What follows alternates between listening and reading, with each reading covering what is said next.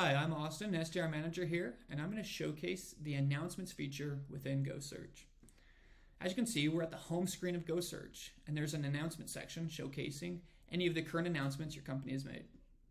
You can also navigate to the menu bar on the left side of your screen and click on Announcements, and this will take you to the Announcements page.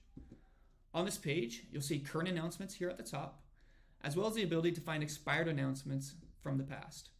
You can search for these directly by using the search bar, or you can sort it by most recent and oldest. If you're an admin within the org, you can also create a new announcement by clicking on the button on the top right. Within this, you're able to title that announcement, so maybe we have an upcoming offsite, as well as provide details about that announcement. We can put offsite coming up May 1st.